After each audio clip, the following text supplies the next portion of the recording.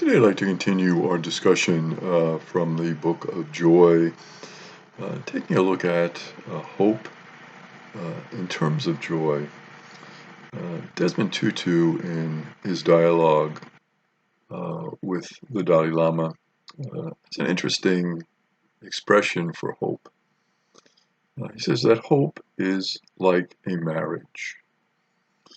When you think about it, some people will say, well, what is it that makes a marriage last? And what makes a marriage last is a real commitment to one another. So in terms of hope, there's a real importance to be committed to that hope, with the realization that it takes effort to make hope a reality.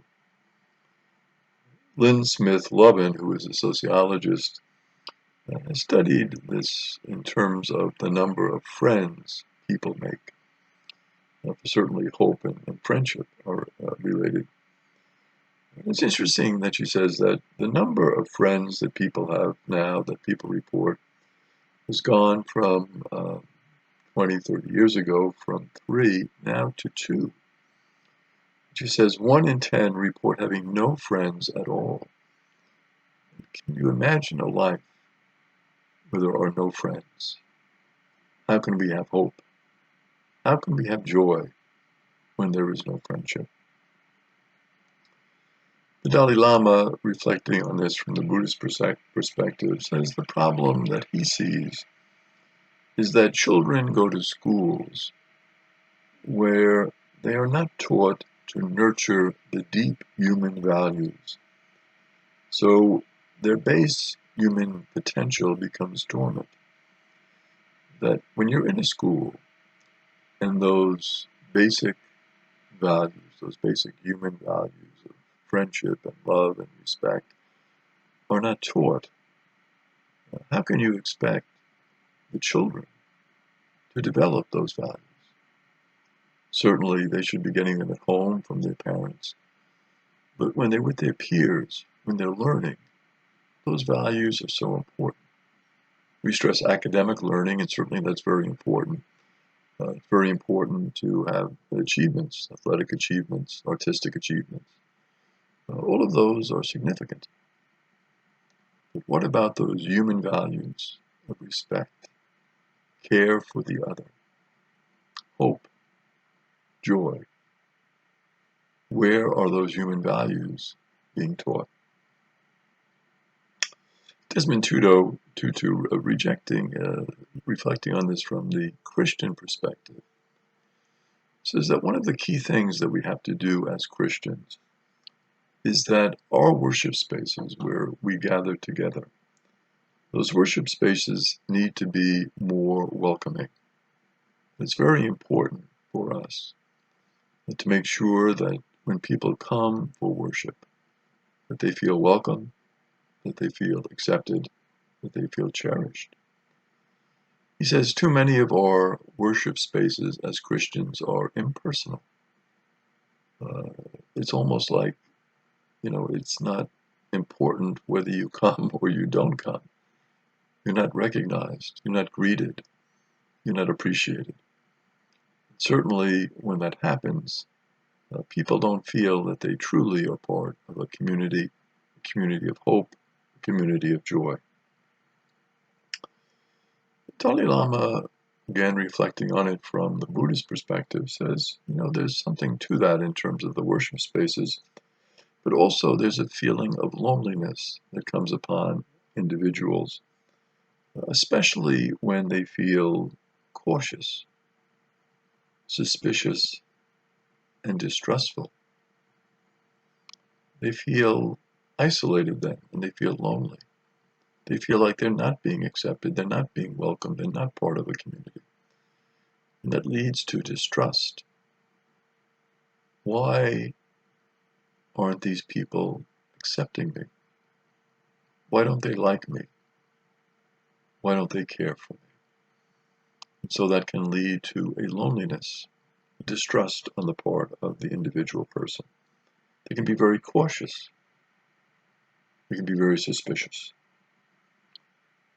Dalai Lama puts it this way. He says, when he gives a talk to thousands of people, he just sees himself as one of them and nobody special. There can be so many people there. For some speakers, that might be overwhelming. The Dalai Lama looks out.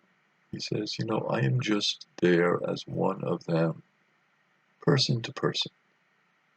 It's not like he wants any special position, any special honor. He just wants to know and to have them know that he is just one of them.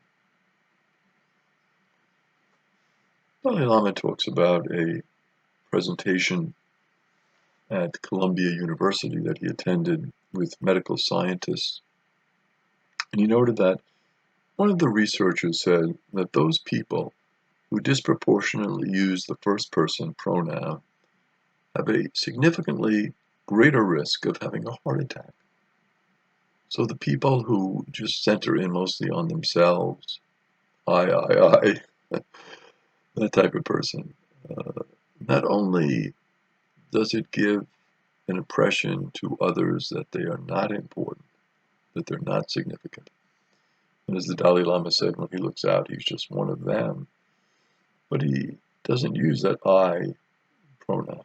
But those who do, it can affect them even physically, in the sense of so much concentration on self can lead even to heart attacks. Chen Bozang and Shira Gabriel, who are social psychologists, have studied when people are feeling lonely or socially rejected. They said it's very interesting. They literally seek out warmth. So where there is this rejection, when they come to a space and they don't feel welcomed, when they don't feel included, when they don't feel accepted, they get this feeling of the need for something warm. And many times something just like sipping hot soup or getting a hot beverage will help them to feel part of something special. Just those simple little things in life. Desmond Tutu, again from a Christian perspective, says God is one, but God is also a fellowship. God is a community. We see this, of course, as from the Christian perspective, in the great doctrine of the Trinity. God is a community. So the idea of the fellowship existing even within God, so the importance of this human warmth, human fellowship, this feeling of welcome to build a culture of hope, a culture of joy. We are made in the image of God. So if God is a fellowship, if God is a community, how much more do we need that sense of community? And Archbishop Tutu, reflecting on that, said, even when I'm on a retreat, I am never alone. God is always with me. There is always community present.